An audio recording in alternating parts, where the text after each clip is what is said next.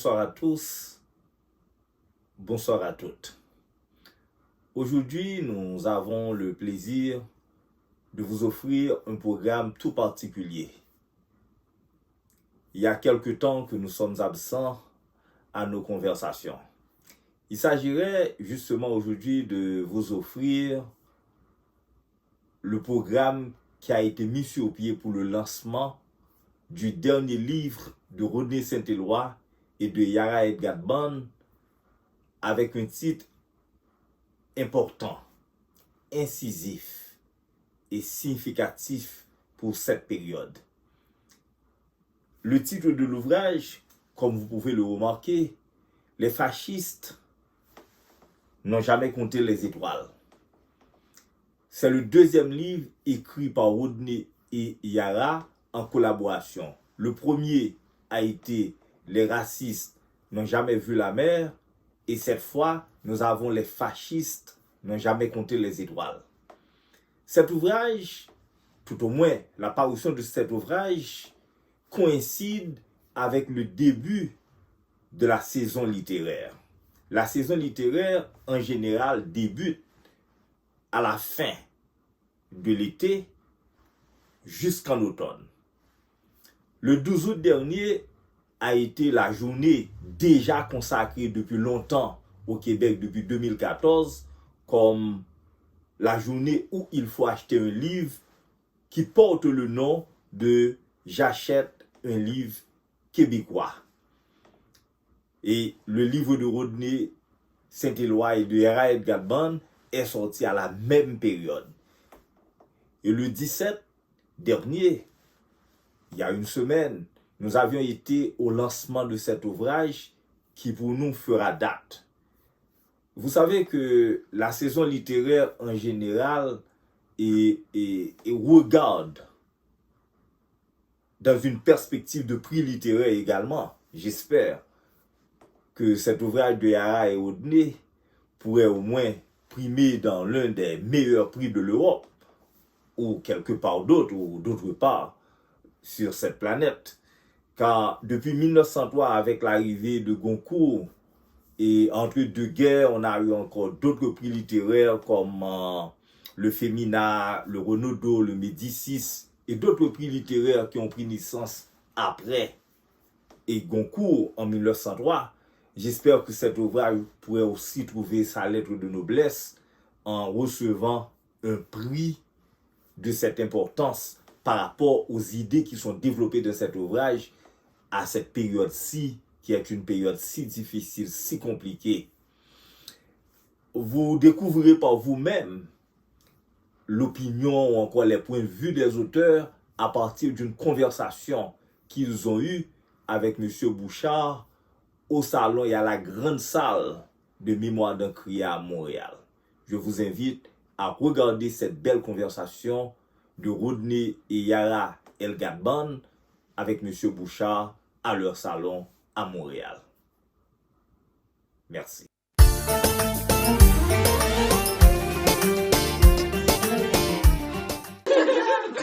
Alors, on va, dans les prochaines minutes, entrer dans une conversation à trois. La conversation ici va se passer beaucoup à ce niveau-là. Ma responsabilité, c'est d'être la bougie d'allumage pour... et on va s'entretenir sur la base d'un ouvrage qui est dont une des principales caractéristiques, c'est d'être d'une grande densité. Ça ne veut pas dire qu'il est difficile, mais il est très dense parce que il traite de front cette question qui est annoncée clairement dans son titre, mais il l'est aussi par deux personnes qui le font dans un dialogue, et dans un dialogue où tous les deux sont en pays d'exil.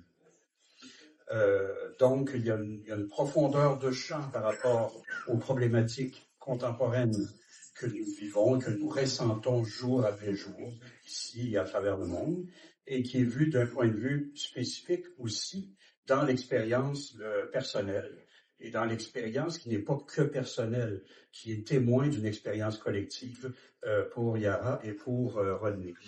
Et en plus, dans cet ouvrage, la littérature est largement convoquée dans, je n'oserais pas dire l'argumentaire parce que c'est pas le bon mot, ça fait trop froid. Mais certainement, en tout cas, dans la volonté d'exprimer. Et l'ouvrage est littéralement persillé de littérature et il nous entraîne avec lui dans la réflexion. Donc, voilà. Donc, peut-être que je suis complètement à côté de la plaque, là, mais bon, c'est comme ça. Vous verrez. De toute façon, vous allez le lire, hein, fait que vous direz ce que... Je vais lancer les échanges avec les auteurs sur la base du texte. Après tout, moi, j'ai passé 35 ans comme éditeur. Il y a une seule chose qui compte dans la vie, c'est le texte.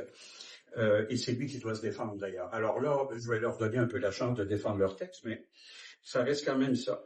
Alors, on va commencer en abordant directement la question du fascisme, puisque vous avez choisi de le mettre en tête de titre.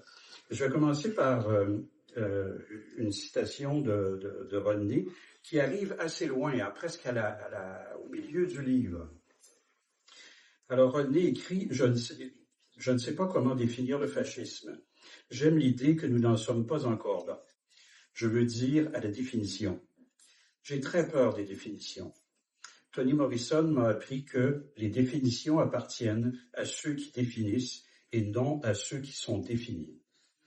Je ne sais pas comment définir le fascisme ni les fascistes. Je te laisse cet exercice ardu. On le reconnaît là.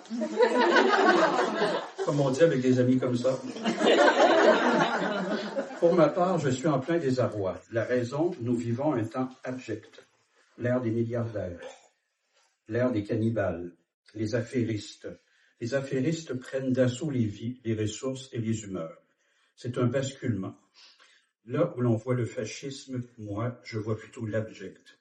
Comme le définit Larousse, c'est-à-dire qui inspire le dégoût, le mépris, par sa bassesse, sa dégradation morale. Mon souci n'est pas de définir le fascisme, je me bats pour faire en sorte qu'il ne prenne pas tout l'espace de nos vies.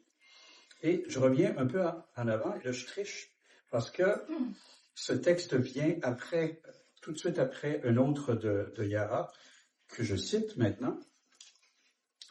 Je dis on, je dis Occident. C'est inexact en fait, car ce on n'est ni anonyme ni collectif. Ce on qui tue, pille et hait renvoie d'abord et avant tout à une poignée d'hommes. Des hommes qui veulent plaquer leur empreinte partout, dominer le monde, le modeler selon leurs fantasmes. Je dis on et j'accuse les milliardaires qui contrôlent les médias, les technologies d'information, de communication et de socialisation. J'accuse les PDG des entreprises d'extraction d'énergie et de fabrication d'armes. J'accuse les chefs d'État des anciens empires, des empires d'aujourd'hui et des empires qu'ils rêvent de construire sur le dos des peuples du monde, incluant les leurs.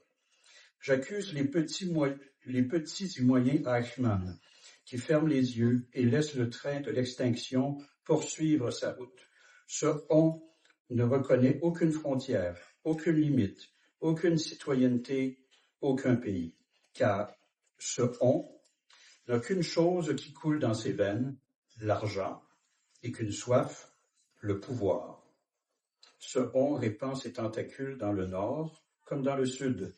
Il est aussi à l'aise parmi les dictateurs militaires et autocrates religieux des pays pillés que parmi les dirigeants élus et les fonctionnaires patentés du capitalisme globalisé, le FMI, la Banque mondiale, l'OTAN. Je n'ai pas prononcé le mot fascisme. Pourtant, il s'agit de cela. Le fascisme a quelque chose d'insidieux. Il se diffuse dans l'air comme le monoxyde de carbone. Avant que nous puissions le détecter, nous, les gouvernés, avons déjà inspiré le poison qui transforme le nous en ce on détestable. Face aux manifestations du fascisme, nous sommes toujours pris au dépourvu. Il s'installe là, juste de l'autre côté de l'imaginable, de sorte que nous, le reste du monde, nous qui aspirons à une vie, une humanité égale à nos rêves, refusons de le regarder. C'est ça le fascisme aujourd'hui?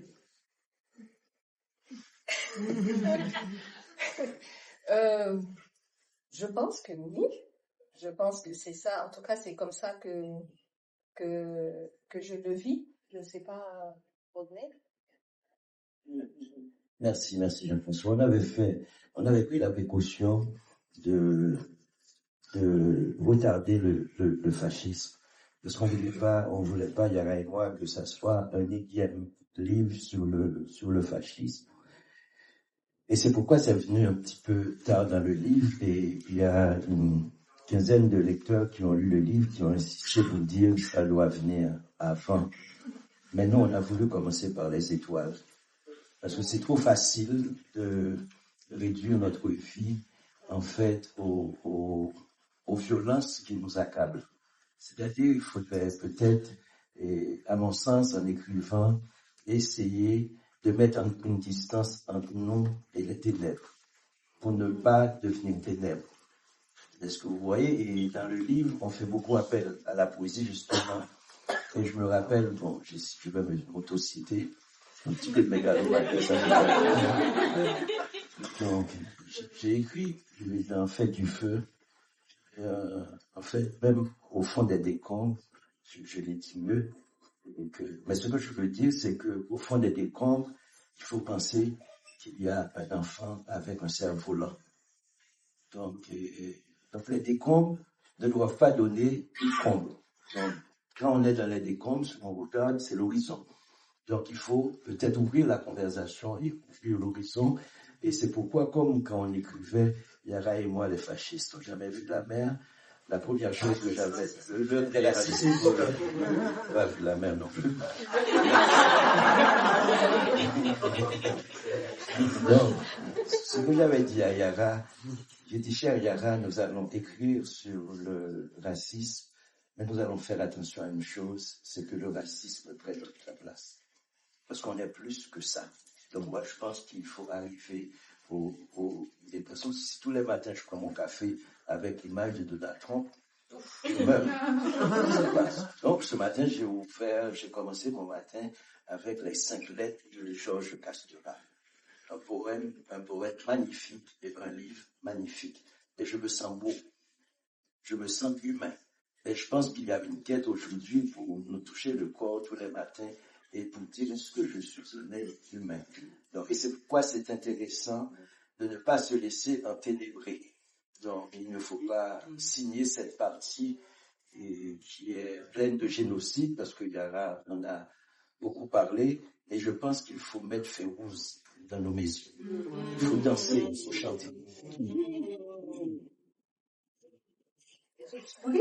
Merci d'avoir cité cet extrait parce que, désolée, je suis un petit peu nerveuse, mais ouais, ça paraît pas, mais moi aussi. Mais c'est très intéressant parce que quand j'ai écrit cette lettre-là, la première version, c'était vraiment, je parlais de l'Occident. Et c'est après l'un des lecteurs, parce qu'on a eu au moins 15 lectures sur ce texte, on avait tellement peur, Rodney et moi, en fait, d'être dans notre bulle, que, pardon, juste... Et puis, cette personne-là nous a dit, mais c'est très vague, cette histoire d'Occident. Et j'essayais d'expliquer que je le sens dans l'air. Je sens le fascisme dans l'air et c'est ça. Je me réveille le matin et je sens qu'il y a quelque chose qui pue dans l'air. Et je ne sais pas comment l'expliquer, et je ne peux pas l'imaginer parce que si je l'imagine, c'est encore pire. Et ça m'a pris du temps et puis là, j'écrivais beaucoup on. Et là, le lecteur m'a dit, mais c'est qui ce on? Et puis là, j'étais comme, c'est vrai, c'est qui ce on? Et c'est là où, en fait, souvent, ce texte-là, on l'a écrit dans l'extrait que tu cites, Jean-François, de Rodney, il dit ne sait pas. En fait, on a beaucoup écrit à partir d'une perspective que on ne sait pas plus que vous. Vraiment, on ne sait pas plus que vous et on le cherche et on cherche et c'est en écrivant que ce on-là a commencé à avoir un visage. Et évidemment, le premier visage, c'est Trump, mais il y a des visages qui sont beaucoup plus insidieux et beaucoup moins visibles, mais qui sont là et qui font semblant de nous dire que c'est comme ça que le monde devrait marcher. que c'est comme ça qu'on est dans un monde capitaliste, qu'il faut que ça fonctionne de cette manière-là, c'est ça la normalité, et vous n'êtes pas normaux si vous ne croyez pas à ce système-là. Et je me dis, mais c'est eux les vrais fascistes, effectivement. Parce que Trump, pour moi, on le sait, il est clair. Mais les autres qui prétendent que c'est ça le système du monde, et c'est ça la vie, c'est ça la définition de l'humanité, c'est eux les dangereux. Et donc, je pense, j'ai tenté au moins de dresser quelques visages comme ça, mais je suis sûre qu'il y a d'autres visages qui font que cette machine-là carbure et continue à nous empoisonner. Je répète que le point de vue que vous adoptez, il y a plusieurs tranches de millefeuilles quand même dans votre approche, dont, j'ai envie de dire, le non-lieu duquel vous vous exprimez. Et je me suis interrogé tout le long de la lecture, parce qu'on navigue constamment dans le livre entre l'évocation de ce non-lieu que j'appelle l'exil, et qui se double dans ton cas du non-territoire en plus. Alors toi, il y a le pays sans territoire et Rodney, le territoire sans pays, d'une certaine façon. Et qu'est-ce que ça s'est venu teinter dans votre expression de votre colère, en fait, contre ce qui se passe d'une manière générale dans le monde? Les deux peuvent être.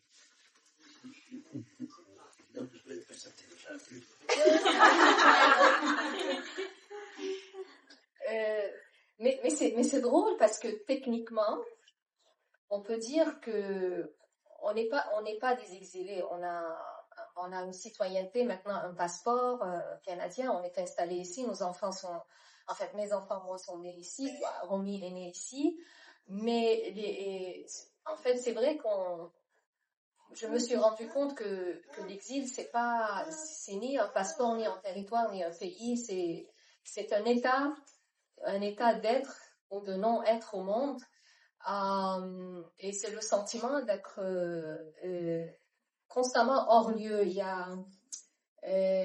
C'est drôle, hein, parce que j'ai lu la biographie d'Edouard Saïd il y a tellement longtemps, et là je vous dis, et je me dis, là je comprends quand il dit out of place. En vous le disant, je me dis, et c'est vraiment ça, tu as toujours l'impression d'être out of place.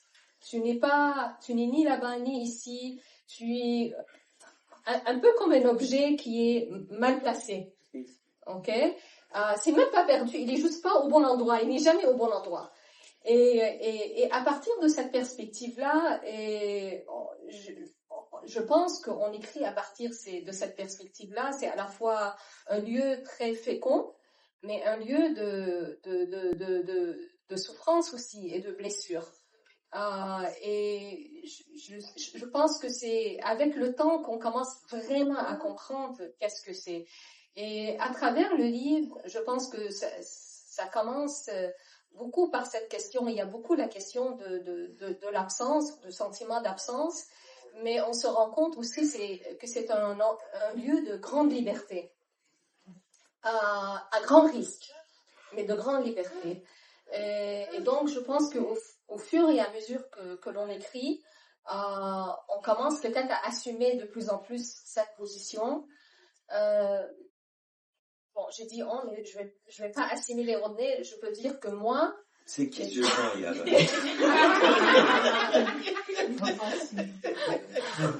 Là, c'est toi et moi. Même si en français, normalement, ça nous inclut pas. Mais bon, oublions les règles. Et qu'est-ce que j'ai... En fait, j'écris avec la parfaite conscience que du jour au lendemain, moi, je peux me retrouver sans citoyenneté. Il n'y a rien que j'ai aujourd'hui que je peux considérer comme étant stable, solide et permanent. Aucun de mes privilèges. Sauf mon éducation. Et donc, ça, ce qu'on te met dans la tête, en fait, ce que toi tu absorbes plutôt, parce que ce que toi tu absorbes et tu apprends, personne ne peut te le désapprendre. Okay? À moins que toi, tu veux le désapprendre, ça c'est autre chose. Mais ce que toi, tu as assimilé de connaissances, de savoir et tout ça, et personne ne peut te l'enlever. Et donc, moi, j'écris à partir de cette liberté-là, et c'est pourquoi, en fait, le livre est rempli de voix. C'est pas simplement notre voix, c'est vraiment la voix peut-être d'une centaine de poètes, d'écrivains. C'est pas parce qu'on veut montrer qu'on a lu ces gens-là, parce que honnêtement, c'est eux qui me consolent. C'est eux qui font en sorte que je me sens pas seule. Et Dieu sait que les derniers 3 ans, je me suis sentie très très seule pendant très très longtemps. Et la poésie, la littérature, les romans, la fiction, les gens qui écrivent m'ont beaucoup consolée avec l'humanité dans les 3 dernières années.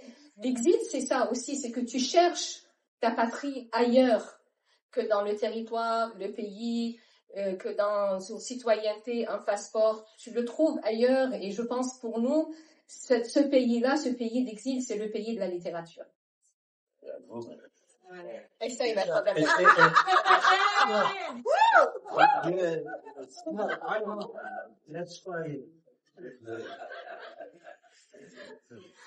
Mais ce que j'aime dire, c'est qu'on effectivement parle de la dépossession, mais pas pour être dans une forme de complainte, pas dans une posture victimaire, comme si on est noir, on est arabe, pas du tout.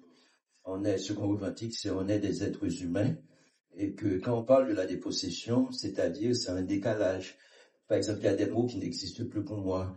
Je peux pas dire que je rentre chez moi. Donc, c'est-à-dire que c'est difficile pour un être humain de ne pas pouvoir dire « je rentre chez moi ». Et en même temps, j'ai gagné quelque chose parce que quand les racistes ou les fascistes nous disent « retourne chez toi », ils se perdent parce que je n'ai pas de chez moi. Vous voyez, cette géographie n'existe pas parce qu'en Haïti, il y a beaucoup de gens qui ont lu le livre qui m'ont dit « il n'y a pas d'aéroport ». J'ai dit « non, il n'y a pas d'aéroport, je ne peux pas dire à une compagnie aérienne de m'amener à Port-au-Prince, ça n'existe pas. Air France, Air Canada, ça n'existe pas, American Airlines. Donc, vous voyez, donc ma géographie est empêchée. Donc, je suis un être humain empêché, ma géographie est empêchée, mon territoire est empêché. C'est pas qu'il y ait une absence, et c'est pas une fiction, c'est que humainement, je ne peux pas dire que je vais passer des vacances en Haïti, je vais revoir mon enfance. Donc, je suis en décalage par rapport à moi-même, par rapport à mes sombres, par rapport à mon enfance, par rapport à la rivière Casimir, et par rapport aux gens qui m'ont nourri, aux gens qui m'ont aidé à exister, et par rapport même à ma langue créole. Donc, c'est-à-dire, il y a un espace dans mon corps, dans ma tête, dans mon esprit, dans mes mots, où même l'espoir est épuisé. Donc, et je travaille là sur l'hypothèse de dérévaison, c'est-à-dire où le rêve est crevé, comme un pneu d'une voiture. Le rêve haïtien est crevé, un jeune haïtien, il y a 20 ans, 30 ans, quand on lui posait la question, qu'est-ce qu'il voulait? Naturellement, il voulait partir. Il voulait partir, mais s'il n'y a pas d'aéroport, il n'y a pas d'ambassade. Donc, c'est-à-dire que son rêve est empêché. Même le rêve de reproduire, d'aider sa famille. Et permettez-moi de citer un ami qui est là, qui vient des États-Unis, c'est Franz Bernier. Et que Franz Bernier, merci d'être là. Et qu'il a pris la route rien que pour venir voir les fascistes. Et hier, il m'a dit une chose intéressante. Sa mère, avant de mourir, et sa mère avait 10 jours, le médecin lui a dit que dans 10 jours, au plus tu vas mourir. Sa mère avait un cancer et sa mère a pu dire, c'est la dernière fois que je te parle, je te dis un seul mot, les livres et dignité, dignité, dignité. Voici le combat. C'est ce qu'une mère haïtienne dit à son fils. Une mère qui est en train de mourir. Hier soir, j'ai mangé avec Franz et puis après, et ces mots me sont venus comme si ces mots étaient à moi. Et j'aimerais offrir ces mots à Yara et j'aimerais vous l'offrir à ma fille qui est là, Clérence. J'aimerais vous offrir à vous tous ces mots, dignité, dignité, dignité. Et pour revenir dans le territoire empêché, comme il y a un territoire empêché, et l'empêchement fait un ensemble de choses aussi. l'empêchement ouvre la conversation et ouvre les horizons. Et depuis quelque temps, je vis avec les mots d'une femme poète que j'aime beaucoup, qui est ici, c'est Nicole Brossard, qui dit, je cite tellement Nicole Brossard, cette phrase, ce vers-là, et puis je le détourne, je le vole, appelez-le plagiat si vous voulez. Et elle dit, dans un livre fabuleux qui s'appelle Femme rapaillée, elle dit, combien de mots faut-il pour arriver à exister? Et je pense que c'est important que l'être humain se pose cette question-là. Donc le territoire est transformé en mot qui est un mot pour que je ne sois pas un étranger partout. Merci.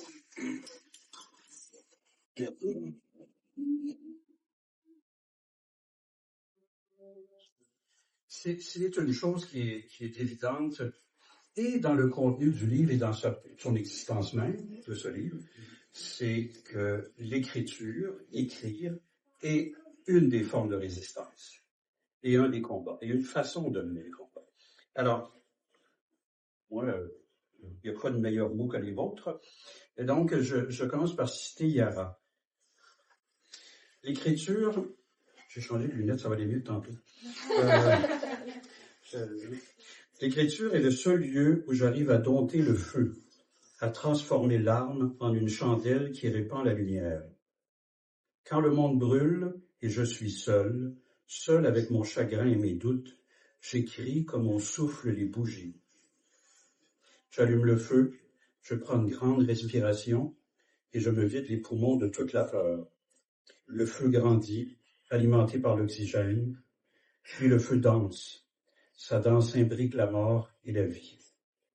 Écrire en temps de génocide, c'est entrer dans cette danse, se laisser enlacer par le feu au risque de se faire brûler, d'être dévoré par le dragon pour tenir chaude la flamme, blottie de contre soi. C'est à ce prix qu'on arrive à libérer la parole des ombres qui nous hantent. C'est à ce prix qu'on arrive à libérer la parole des ombres qui nous hantent.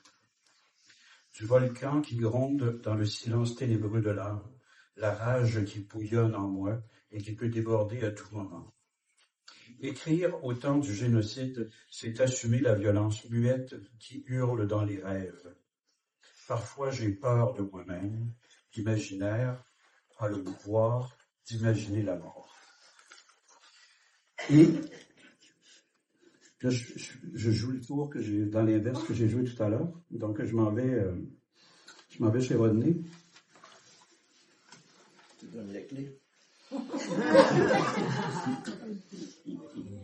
Tu as les clés de chez moi donc. Oui, il nous faut beaucoup de mots et de phrases pour exister. Beaucoup de mots, de temps, d'histoire, de courage. Je refuse que la littérature soit un jeu de privilégiés, souvent s'exerçant à faire étalage des petits malaises qui enferment jusqu'à l'enfermement. Ça ne dit rien, rien que barbouiller le vide, ouvrir la blessure narcissique, rien que gueuler et engueuler, rien que livrer les combats artificiels, rien que cibler les prétendus ennemis, les ennemis à maudire quand on se trompe d'ennemis, rien que casser, rien qu'orner la belle galerie. Cette littérature, je la rientise, R-I-E-N-T-I-S-E. Privilège d'ayant droit qui, incapable de restituer aux failles leur vraie résonance, tente de défaire l'histoire et la vie. Je dis clairement que moi, je suis ailleurs, dans la forge où chaque mouvement s'inquiète de l'outil fabriqué. Je n'ai pour héritage que la sagesse de Tida, le grand rire de Bertha et la patience de la rivière Casimir. Je revendique une conscience, une histoire et surtout une responsabilité vis-à-vis de moi, vis-à-vis de l'autre. Chaque mot engage dans le combat pour demain. Rodney, que fait l'écriture contre la noirceur dans laquelle nous nageons? Merci, parce que, en fait, tu as parlé d'écriture. on n'est pas du tout d'accord avec toi et avec nous-mêmes, parce que ça, oui, je pense que c'est une tension quand on écrit. Et souvent on me dit ça ici, mais c'est ce que tu avais dit hier. J'ai dit, mais c'était hier. Entre-temps, j'ai dormi, donc je suis mon propre. Donc, et oui. Parce que, en fait, on a commencé par parler d'écriture, parce que c'est comme ça, on nous a aliénés, on nous a appris. Et je pense qu'on est face à une situation très radicale, parce que moi, je dois créer une autre géographie, une autre cartographie, parce que la cartographie qui m'a été donnée, donc cette cartographie, elle est fausse. Donc il me faut regarder le monde. Et quand je suis à Casamance, je vois un monde. Quand je suis à Sao Paulo, je vois un monde. À Bahia, un autre monde. À Kigali, un autre monde. Donc vous voyez, donc c'est important pour moi de regarder pas simplement les étoiles d'ici, mais de regarder les étoiles. Avant-hier, j'étais à Saint-Venant, et c'est d'autres ciels, d'autres étoiles. Et si on était en Martinique, pour faire plaisir à Lise Gauvin, on dirait d'autres soleils, ou l'autre soleil. Donc, parce qu'en fait, ce qui est important peut-être, c'est d'autres possibles. Et partant de l'écriture, on est arrivé à nous contredire, Yara et moi. C'est Yara qui a lancé la perche dans la désécriture. Parce que comment dire le génocide? Comment dire le mot enfant? J'écris parce que j'écris le mot enfant et ma main tremble. Et comment dire qu'on écrit dans des lieux de privilégiés? Comment revendiquer ce privilège-là? Donc, on écrit alors qu'il y a des génocides dans le monde, il y a des pays qui sont faillis, et que j'ai dit, toujours quand j'écris le mot enfant, ma main tremble, parce que le mot n'est plus la chose. Donc, quand je parle, en fait, de décalage, il nous faut recréer une écriture, parce que l'écriture obéit au grand récit qui nous mettent dans des situations utopiques, et on est dans des phases extrêmes. Et dans les phases extrêmes, il nous faut trouver des bifurcations. Donc, c'est pourquoi on parle beaucoup de désécriture, parce que le langage, tel qu'il existe en nous, tel qu'il entre dans notre corps, cet langage-là reproduit ce fascisme global. Parce que j'ai mon ami Bonaventure au musée K2 à Berlin qui a fait une grande exposition sur les fascismes globaux. Parce que le fascisme, c'est pas un individu, 2, 3 individus, c'est dans notre manière d'être, dans notre manière de consommer, dans notre manière d'exister qui produit. C'est un virus, mais nous sommes partie prenante. Donc, et c'est là qu'il faut piéger l'écriture. Moi, je pense que, et avec Yara qui a parlé des écritures, et j'ai inventé l'hypothèse, j'ai exploré l'hypothèse de la désécriture. La désécriture, c'est-à-dire par rapport à l'intelligence artificielle, il nous faut développer une autre forme d'intelligence. Les paradigmes qu'on nous a donnés pour nous dire voici l'humanité, ces paradigmes n'existent pas. Donc, il nous faut les recréer. Le monde qu'on nous a offert, les utopies qu'on nous a offertes n'existent pas. L'utopie, c'est notre propre mégalomanie pour dire ça va émaner de nous. Et c'est pourquoi cette nouvelle géographie, quand je parle beaucoup d'Haïti, de la langue créole, et c'est un peuple fabuleux, quand il y a la famine et puis les gens te disent, mangez petit faguemet. Donc la nourriture appartient à tout le monde. Est-ce que vous voyez, donc, je suis en train de travailler hier avec François Lanier sur Bois Caïman, mais on a trouvé un ensemble de choses, et c'est pourquoi on invite les gens à regarder le monde autrement. Et il y a quelque chose que Yara et moi, on a trouvé, parce qu'il ne faut pas simplement se plaindre en disant, voilà, ils sont en train de nous maltraiter. On dit, qu'est-ce qu'un être humain, qu'est-ce qu'un individu peut faire pour changer? Peut-être pas changer le monde, mais pour changer le regard sur soi et sur l'autre. Et on est allé dans l'hypothèse de l'infiniment petit. Qu'est-ce qu'on peut donner, qu'est-ce qu'on peut recevoir? Comment tous les jours, on peut inscrire sur un mur un poème? Comment on peut regarder un enfant pour préserver l'enfance? Donc, comment on peut dire le mot tendresse, le mot amour et y croire? Et c'est ça le défi. C'est y croire et s'investir, en fait, dedans. Donc, je ne sais pas si c'est intelligent ce que je dis. Yara va le dire. Non, c'est intelligent, oui. Non, mais c'est bon. Non, Non, mais je pense qu'il a très bien présenté. Parfait. Très bien. Parce qu'il fait chaud, beaucoup de monde est debout, tout ça, mais il va y avoir un dernier segment dont on va se parler. Mais avant ça, je voudrais dire brièvement, ce qui est très dangereux dans mon cas, quand je commence à dire, ça va être bref. Mais bon, à force d'avoir fréquenté Rodney, quand même, ma culpabilité est moins grande. À la lecture de ce livre, j'avais eu la même réaction à la lecture Les racistes n'ont jamais vu la mer. Cette réaction qui est celle de dire je suis né du bon côté de l'histoire. Je suis né sur une terre dans laquelle vraisemblablement je serai enterré. Je suis né dans un pays riche. Je bénéficie de tout ce qu'on veut dire. Et puis, tout à coup, bon, je plonge dans cet ouvrage. Vous savez, je suis plongé quand même très, très vite, là. J'y ai passé à peu près, je l'ai lu en 2 jours, la première fois. Et la question qui naît en moi, c'était fort la première fois, mais là, c'est devenu très fort, c'est de dire, mais quelle est ma posture par rapport à cette problématique? Comment, moi, qui suis né dans ce confort, dans cette certitude illusoire en partie, hein?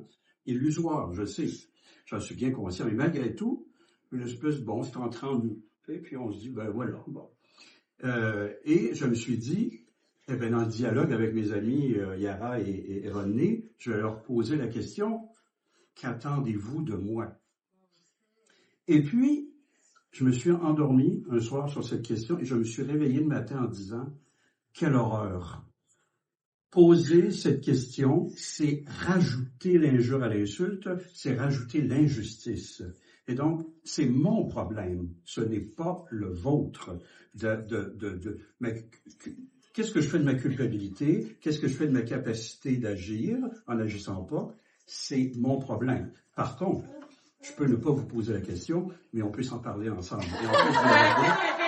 Et on peut s'aider dans la solidarité, dans l'amitié. Mais je veux redire ça que pour moi, et je suis absolument sûr que un grand nombre de lectrices et de lecteurs vont se retrouver dans cette même posture intérieure, se dire, mais bon, ben moi, qu'est-ce que je fais? Bon, voilà. Mais et dire, ben, aidez-nous à trouver la réponse. Non. On va la trouver ensemble. On va la construire ensemble. Mais je ne vais certainement pas vous accabler de la question. Donc, je voulais vous dire ça, que c'est les faits. Je ne sais pas si vous êtes content de ce que je viens de dire, mais on aura l'occasion d'en parler. Je veux finir, on va aller vers la fin. Je vais quand même réagir. Oui. Je le savais. Non, mais là, tu me provoques. Oui. Mais il y a une partie dans le livre où on parle de la solidarité des ébranlés. Et nous sommes, en fait, s'il y a un autre terme peut-être plus précis que exil et peut-être plus représentatif de notre façon de voir le monde ou de vivre le monde, c'est l'ébranlement. Et c'est un mot qui ne nous appartient pas, qui appartient à un philosophe tchèque qui s'appelle Jan Patočka, qui d'ailleurs est mort en prison, torturé, et qui parle de la solidarité des ébranlés. Et je crois, lui, il dit l'histoire commence, le sens de l'histoire commence non pas comme on le fait les anthropologues, par l'écriture, ou par je ne sais pas, l'invention de la découverte du bronze, ou je ne sais pas, c'est pas ça. Le vrai sens de l'histoire commence quand on se permet en tant qu'être humain d'être ébranlé par l'existence, ébranlé par la vie, ébranlé par la mort, ébranlé par les expériences que l'on vit et qui nous forcent à nous poser des questions. Et là, à ce moment-là, aller chercher le sens de notre existence. Alors, si j'ai quelque chose à te demander, Monsieur Jean-François Bouchard, accompagne-moi dans l'ébranlement. Déjà ça, c'est vraiment beaucoup. Parce que c'est ça l'état que l'on vit à tous les jours. Et tu sais, être ébranlé ensemble, c'est peut-être moins pire que d'être ébranlé seul.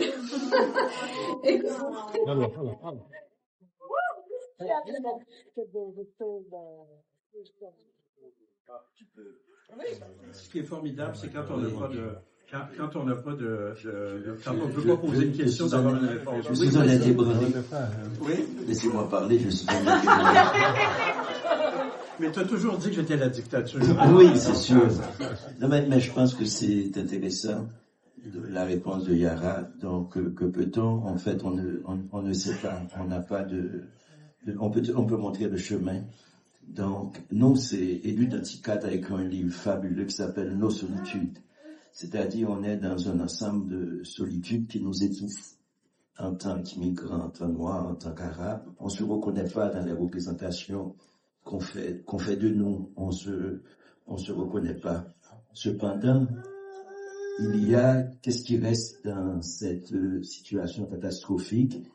Et je pense que si la citoyenneté manque, si la reconnaissance de notre humanité fait défaut, ce qui reste, c'est l'amitié. Et je viens de lire un livre magnifique, Le pays des étrangers, d'une essayiste turque, et Etienne, c'est des noms difficiles, tel Curran. Donc, c'est important, et je me rappelle que je suis arrivé avec Yves Riva en Haïti, c'était les rencontres québécoises en Haïti. Et Yvon Riva, qui est là, m'a posé une question, mais fondamentale, je vis avec sa question. Il me dit, en tant que Québécois, je ne saurais pas quel rapport définir à la vie si j'étais un Haïtien. Donc, vous voyez, en fait, c'est comme si c'était un serment d'amitié entre un Québécois qui dit, moi, blanc, privilégié, je dis honneur à ce peuple qui se maintient debout. Malgré, je ne saurais pas comment exister. Donc, il y avait quelque chose comme une espèce de honneur-respect, comme on dit en Haïti pour dire bonjour, honneur. Et je pense que ce qu'il faut, c'est une poétique, et plus de la relation, mais une poétique de l'amitié. Donc, ce qu'on demande, c'est tous les jours, dans toutes les phrases que j'écris, j'ai dit une seule chose, je suis un être humain. J'aurais aimé qu'on m'écoute, simplement. Et quelle que soit la couleur, hein. C'est pas simplement toi, monsieur Bouchard.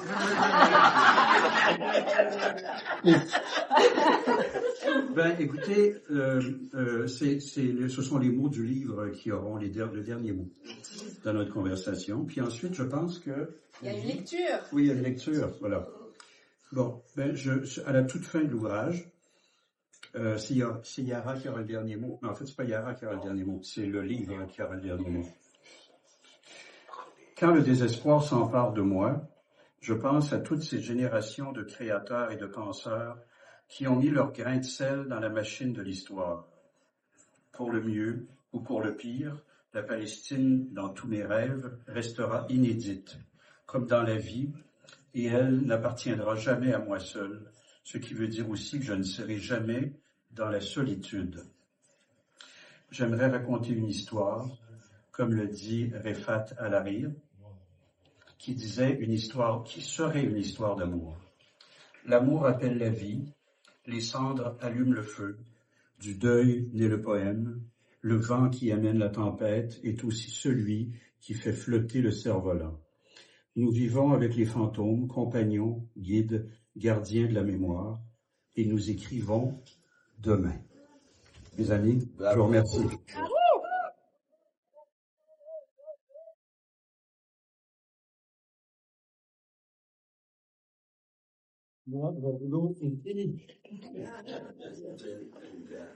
Merci beaucoup, Jean-François.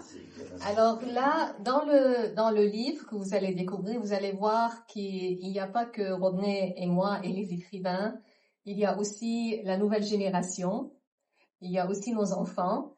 Et aujourd'hui, on est très fiers et très émus d'inviter Clérence Saint-Éloi et Kinda Nachif de lire des extraits de l'état.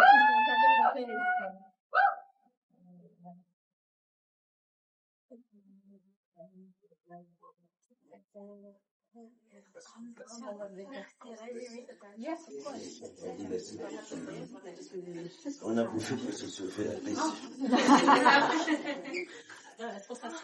Mais oui, faites.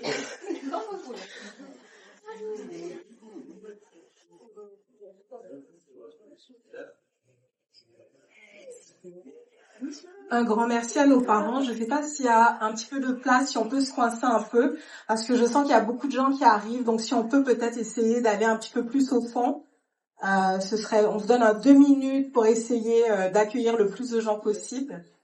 Donc, ceux aussi qui veulent peut-être traverser, ce sera peut-être le moment. On va se coincer un petit peu.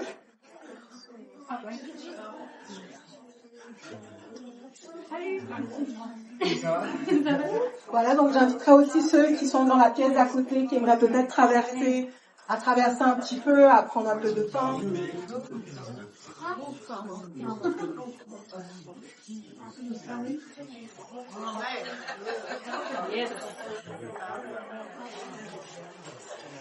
Voilà, on vous donne encore un petit 30-40 secondes.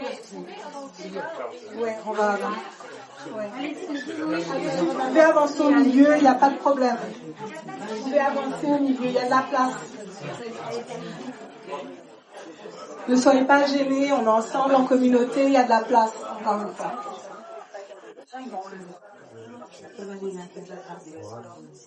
Il y a encore plein de place au fond. Il y a encore de la place au fond si vous voulez. Allez-y. Ça va?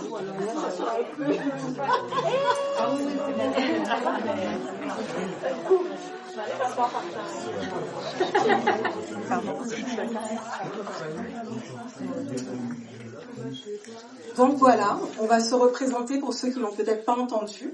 Je te laisse, Kinda, te présenter peut-être.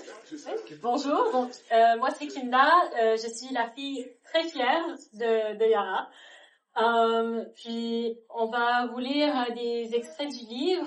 Je vais lire la partie de ma mère, puis clairement celle de son père. Donc je vais commencer. J'aime ce poème, mon cher Rodney. J'aime cet appel simple à l'acte fondamental qui lie l'humain à la nature, faire du feu. Sais-tu pourquoi nous soufflons les bougies sur les gâteaux d'anniversaire? Il s'agit d'un rituel antique. Certains l'attribuent au culte d'Artémise, la déesse grecque de la lune. Les bougies représentent sa lumière et leur flamme tend vers le haut, transmettant les offrandes et prières à la déesse. D'autres croyaient que les enfants étaient particulièrement vulnérables le jour de leurs anniversaires. Alors, on allumait les bougies pour chasser les mauvais esprits. Mais il y a une interprétation beaucoup plus ancienne. C'est ma préférée. Nous soufflons les bougies pour vaincre la mort. Par le rituel qui consiste à allumer puis éteindre le feu, nous domptons l'une des forces les plus redoutables de la vie. Nous prenons notre destin en main, l'arrachons aux humeurs des dieux et de la nature. Nous marquons à la fois le passage du temps et le refus de nous soumettre à ses dictats. Nous brûlons le passé afin de laisser placer à l'avenir, comme les paysans qui pratiquent l'agriculture surbrûlée, permettant ainsi à la terre de se régénérer et à la nouvelle récolte de pousser. Ce feu, source de vie, de renaissance, et aussi source de destruction. L'humain n'a pas tardé à faire de ce don sacré une arme de guerre. L'écriture est le seul lieu où j'arrive à dompter la lumière. Quand le monde brûle et je suis seule avec mon chagrin et mes doutes, j'écris comme on souffle les bougies. J'allume le feu, je prends une grande respiration et je me vide les poumons de toute la peur. Le feu grandit, sa danse embrique la mort et la vie. Écrire en temps de génocide, c'est entrer dans cette danse. Se laisser enlacer par le feu au risque de se faire brûler, d'être dévoré par le dragon, pour tenir chaud de la flamme, blotti contre soi. C'est à ce prix qu'on arrive à libérer la parole des ondes qui nous hantent. Du volcan qui gronde dans le silence ténébreux de l'âme, la rage qui bouillonne en moi et qui peut déborder en tout moment. Écrire au temps du génocide, c'est assumer la violence muette qui hurle dans les rêves. Parfois, j'ai peur de moi-même. L'imaginaire a le pouvoir d'imaginer la mort. Asmar Azizi écrit « Je ne pensais pas apprendre un jour à mourir, sauf lorsque le massacre d'Hébron fut perpétré sur le gâteau de mon 9e anniversaire. J'ai allumé les bougies sur les tapis de prière de la maison d'Abraham. Elles sont fondues là, seules, sans un chant. Les chansons d'anniversaire tombèrent dans les puits. Les cadeaux tombèrent, vœux de vengeance, dans mon cartable. Si les vœux avaient des mains, ils creuseraient ma tombe. Si les amandiers avaient une moelle épinière, ils marcheraient dessus. Si les montagnes avaient des poèmes, elles en feraient l'éloge. Si les larmes des femmes bosniaques avaient des becs ou des griffes, elles troueraient la pierre et j'en sortirais. J'ai appris la leçon. Le squelette brisé sur le posteur est mon squelette, et le sang sur mon tablier est le mien. Je me demande si pour écrire au temps du génocide, on devait accepter ce catalogue funèbre, apprendre un peu à mourir aussi en soufflant les bougies d'anniversaire. Est-ce réellement la seule façon de retrouver la manifestation initiale du feu?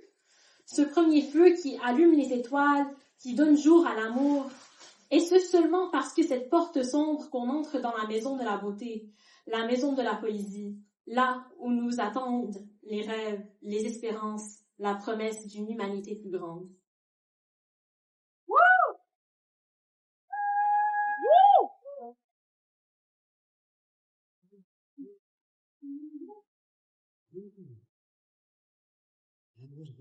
Merci beaucoup, Kinda. Donc, mon nom est Clarence Saint-Éloi. Je suis la fille de Rodney Saint-Éloi et c'est un plaisir de vous lire certains extraits qui m'ont marqué du livre. Nous sommes seuls et bousculés, ensemble, dans une communauté qui se cherche un lieu refuge, alors que la terre tremble sous nos pieds. Battons le tambour pour que tout le monde danse, appelle les esprits, convoque les ténèbres ou les casseroles pour décréter l'urgence des choses simples, à commencer par la terre, les plantes, les oiseaux, les mots, la mer, la joie, surtout l'amour. Grâce à l'amour, peut-être arriverons-nous à créer une forme de transfiguration des malheurs. Je suis en feu. Je danse le feu. La parole invoque les lois du panthéon vaudou. Une cosmogonie nouvelle se dessine. Je désécris, je désapprends, je ne sais pas comment te raconter. Il nous faut pourtant tout raconter. Fini le temps de la parole cagoulée, comme si nous étions une version haute de nous-mêmes. Il nous faut nous raconter, sans mentir, sans nous mentir.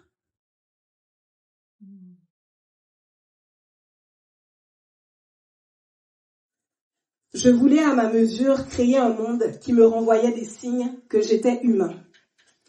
J'ai grandi sous la dictature et combattu la dictature, avec mes silences, mes lâchetés et incertitudes. Là, tous les démons reviennent, en force et en toute légalité.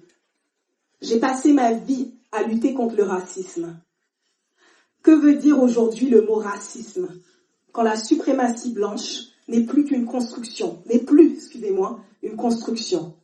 mais une entreprise étatique, sociale, légitime et légitimée. Je suis complètement en décalage par rapport à ce que j'ai appris et connu. J'avais une enfance, un pays, quelques rêves de vie et d'écriture. Un pari quoi. Créer une mythologie et m'y accrocher. Penser à un futur possible. Mais comment écrire en ces temps où la plus grande puissance mondiale tient le monde en otage? Hold-up assumé sur les vies et les biens. Comment écrire aujourd'hui et après? Comment ne pas choisir de mourir plutôt que de voir la vie décomposée à sa plus simple expression?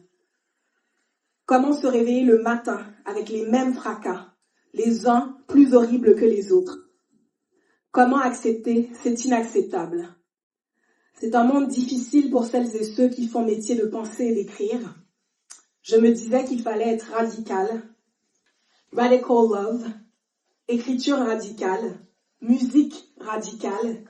Il fallait être dans ses propres marques pour éviter les résonances avec la guerre, la barbarie, le cynisme, l'avarice, la prédation, la lâcheté et les insanités qui ratatinent le corps et l'imaginaire. Je regarde la photo de Romy enfant. Romy, c'est ma fille qui danse une danse qu'elle a elle-même inventée. Je souris à son sourire. Je me laisse prendre au filet de sa beauté. Sur fond d'écran, je vois des enfants de Gaza déchiquetés. Je suis indigne. Je veux écrire le mot enfant et ma main s'est mise à trembler.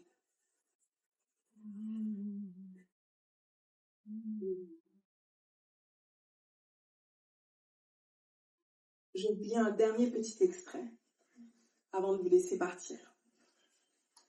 Ce bonheur qui terrifie les fascistes m'obsède. Je fais pirouetter les mots, les assemble dans une caravane de sel, d'or, de masques et d'épices. Les mots terrifient les fascistes.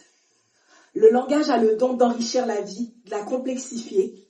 Pour créer un monde nouveau, il faut un langage, une manière neuve de nommer les choses. Sans les nommer les choses, elles pourrissent. Je crie les mots rien que pour les tatouer sur mon corps. J'invoque terre, eau, arbre, ciel, mer, oiseau, pain, tendresse. Tu m'excuseras d'être si élémentaire. Je nomme pour être en relation, pour vaincre l'absurdité et la solitude d'un monde qui crée trop de distance entre moi-même et mes ombres, entre mon quotidien et mes rêves. Je cite les mots pour voir, vibrer, désirer. Le désir manque par ces temps troublants. Sans le désir de vivre, de fouler la terre, de se réveiller avec l'odeur fraîche du café et d'attendre le soir patiemment l'étoile amie, le monde manque d'entrain. Je me console, ma chère Yara, à l'idée de savoir que le mot amour existe et qu'il est si beau d'aimer et qu'un papillon peut guider la route. Je me répète que le mot révolte existe et que toute révolte est salutaire. Je fais des petits bateaux en papier que je lâche dans les lagunes avec les mots amour, espoir, révolte, justice, solidarité, dans l'ordre ou le désordre, qu'importe. Je ne sais trop comment faire. L'absurde et le cynisme triomphent. Ce qui se joue, c'est l'anéantissement du langage, le détournement des rêves. Que sommes-nous sans les mots? Que sommes-nous sans les rêves? L'horreur commence avec la dévitalisation du langage. Or, trouver sens, communauté et langage, c'est la force de notre condition. J'essaie de dépasser l'humiliation qui est l'affligeant silence de mon histoire, l'avilissement de mon corps et la peur d'appréhender les futurs. Le silence ici est le plus grand des renoncements. Le silence quand les mots n'en peuvent plus, quand la détresse prend toute la place.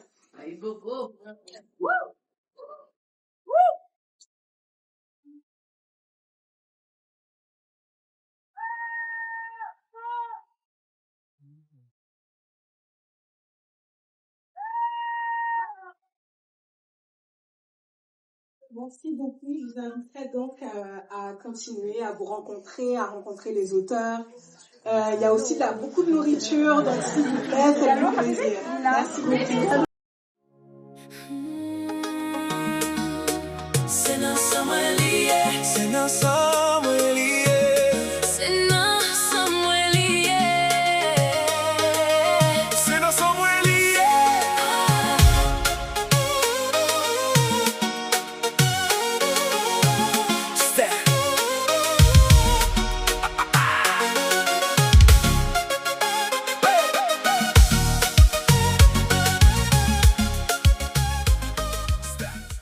J'espère que le plaisir de voir Rodney et Yara parler de cet ouvrage vous conduira, vous invitera, vous interpellera à la lecture de ce texte.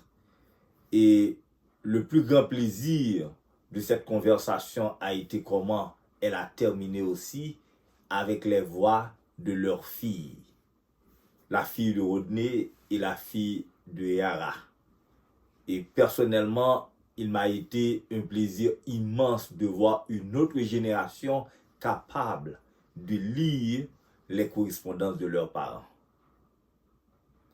Il a été un plaisir pour nous. J'espère que le plaisir a été partagé. Je vous dis merci. Merci d'avoir pris du temps pour regarder ce programme et à bientôt. Nous vous y reviendrons avec quelque chose de plus intéressant. Merci. Nous camper fort, même chemin, même direction. Chaque pas compté, chaque voix levée, c'est équipe.